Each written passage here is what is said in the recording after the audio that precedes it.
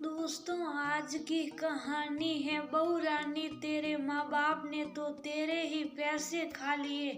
दोस्तों, कहानी शुरू करने से पहले अगर आपने चैनल को सब्सक्राइब नहीं किया हो तो कर लीजिए ताकि आपके पास पहुंच सके हर नया वीडियो।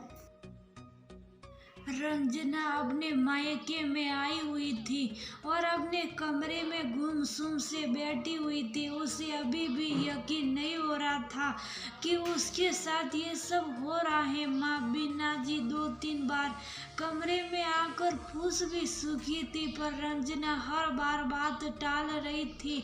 सुबह से उसने कुछ खाया पिया भी नहीं था। आखिर माँ से रहा नहीं गया। एक तो बेटी सुबह से, ऊपर से इतने सालों में पहली बार अपने दोनों बच्चों को ससुराल अकेला छोड़ करके आई है। कुछ तो बात जरूर होगी, इसलिए वे उसके पास आकर बैठ गई। 5 मिनट तक बिना कुछ बोले उसके सिर को सहलाती रही। आखिर रंजना टूट ही गई और फूट फूट कर रोने लगी। मेरी क्या गलती है माँ, मेरे साथ ये सब क्यों हो रहा है? आखिर तो मुझे कुछ बताएगी भी कि क्या बात है? गिरीश ने कुछ कहा क्या? या तेरे ससुराल में कोई बात हुई है? बात को मन में रखेगी तो परेशानी होगी, इसलिए दिल को खोल दे बैठा।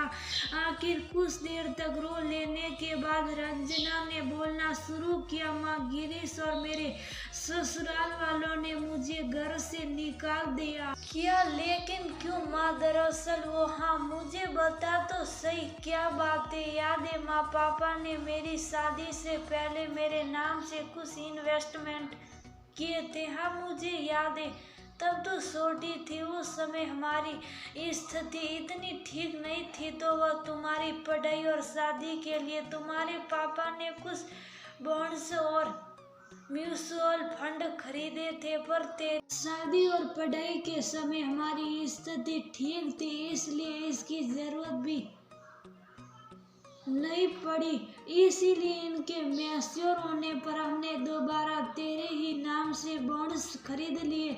तो इसमें कौन सी बड़ी बात हो गई? याद है अभी 4 महीने पहले आपने मुझे बुलाया था क्योंकि ये बॉन्ड्स मैच्योर हो गए थे, तो आपको मेरे सिग्नेचर की जरूरत थी जिससे आप लोग पैसा निकलवा सको। हाँ बेटा, याद है तुम आई थी, उसके बाद ही तो तुम्हारे पापा ने वो पैसे निकलवा कर अकाउंट में डलवाए थे। यहाँ तक कि तुझे भी कहा था कि तुझे भी कुछ चाहिए तो ले जा, पर तूने मना कर दिया।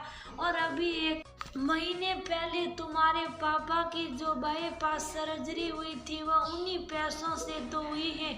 सही कहा माँ, लेकिन मेरे ससुराल वालों को कहना है कि उन पैसों पर मेरा अधिकार था। आप लोगों ने वो पैसे अपने पर खर्च कर दिए। अब तो गिरीश भी उनकी बातों में आ चुके। क्या बकवास कर रहे हैं वो लोग? आखिर तेरे नाम से सेविंग तो हम ही कर रहे थे ना। मैंने बहुत समझाया माँ, लेकिन वो लोग मानने को तैयार ही नहीं है। कहते हैं कि वह तेरा पैसा था और तेरे माँ बाप ने अपने ऊपर खर्च कर लिया। जब मैं यहाँ सिग्नेचर करने आई थी तब भी उन लोगों ने कहा था, पर मैंने उन्हें जवाब दे दिया था कि पैसा तो मेरे पापा ही जमा करा रहे थे ना। उस समय तो उन्होंने कुछ नहीं कहा, पर जब से पापा के बाईपास सर्जरी हुई है तब से तो सबके ही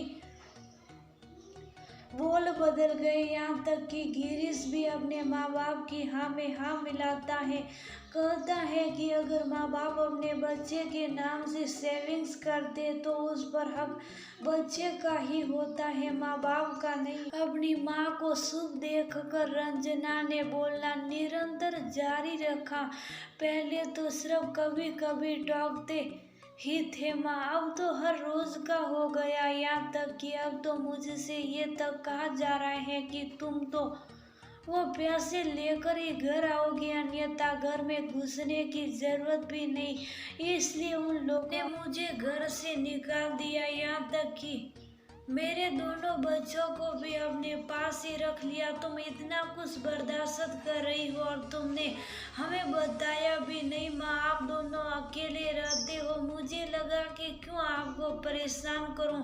मैंने अपने सत्र पर पूरी कोशिश करके देख ली, पर वह लोग हैं कि कहते हैं बेटी बराबर की जिम्मेदार होती हैं। तुम तो इकलौती बेटी हो और वह लोग तुम्हारे पैसे ही खा गए, पता है। इसलिए उन लोगों ने मुझे पापा की बाईपास सर्जरी के समय यहाँ रुकने नहीं दिया था। पता नहीं क्या फितूर सवार गया उन लोगों पर बेटा। इस फितूर का नाम लालच है। जब किसी पर सवार होता है तो अच्छे अच्छों को के घर तोड़ देता है। तुम फिक्र न करो, हम देखते हैं कि हम क्या कर सकते। पर अब क्या होगा माँ, मुझे तो कुछ भी समझ नहीं आ रहा। पापा की 1 महीने पहले ही सर्जरी हुई है, उनसे क्या कहेंगे। सब देखती हूँ, क्या कर सकते। तू कुछ खा ले और फिर आराम कर ले बेटा। रंजना को हिम्मत बंधाकर बीना जी कमरे के बाहर आ गए, पर अब उनका दिमाग भी किसी काम में नहीं लग रहा था। एक ही बेटी है और उसके साथ भी सब हो रहा है। आखिर अपने ही तो पैसे थे, उसका इस्तेमाल कर लिया तो क्या था। कोई भाई है नहीं, अगर होता तो जाकर संभाल आता, क्योंकि पापा तो खुद बाईपास के दर्द से उभर रहे हैं। अभी जा नहीं सकते, पर माँ है, ऐसे हार कर तो बैठ नहीं सकते। आखिर अपनी बेटे के लिए लड़ना तो पड़ेगा। मतलब जो करना है उन्हीं को करना है। कुछ सोच कर बीना जी अपने कमरे में गए, अपना बैग उठाया और रंजना को थोड़ी देर में आ रही हूँ, तुम पापा का ध्यान रखना कहकर घर के बाहर निकल गई। वहां से वे सीधे ऑटो पकड़कर रंजना के ससुराल पहुंच गए। उन्हें इस वक्त आया देख कर रंजना की सासू माँ सक पका गई। अरे आप इस समय समधन जी? हाँ, मुझे आना पड़ा, मुझे आप लोगों से जरूरी बात करनी है। आप बैठिए, मैं जरा गिरीश को बुला लेती हूँ। जी जरूर। थोड़ी देर बाद ही गिरीश और रंजना के ससुर जी घर आ गए। आते ही दोनों बीना जी के पास आकर बैठ गए। घर के सभी बड़े लोगों को साथ देखकर बीना जी ने कहना शुरू किया, अच्छा हुआ समधी जी आप भी आ गए। दरअसल मैं गिरीश बेटा को ये कुछ विष देने आई थी, जिनका भुगतान अभी बकाया है, ताकि वे जल्द से जल्द उनका भुगतान कर दे।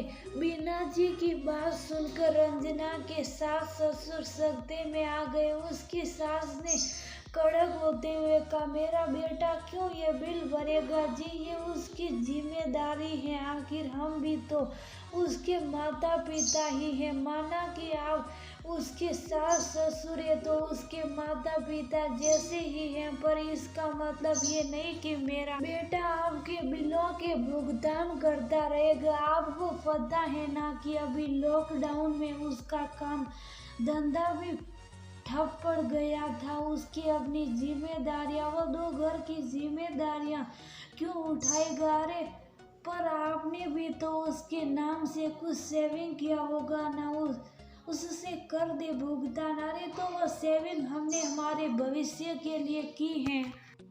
कल को जरूरत पड़ेगी तो हम किसके आगे हाथ फैलाएंगे।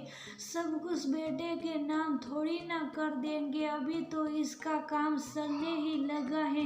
दोनों पति पत्नी मिलकर के कैसे तो अपना घर का गुजारा करते हैं, आपको पता भी है। अरे पर बेटा तो आपका ही है ना, तो क्या हुआ बेटा मेरा है, पर सेविंग हमने की है ना, तो उसे रखने का अधिकार भी हमारा ही है।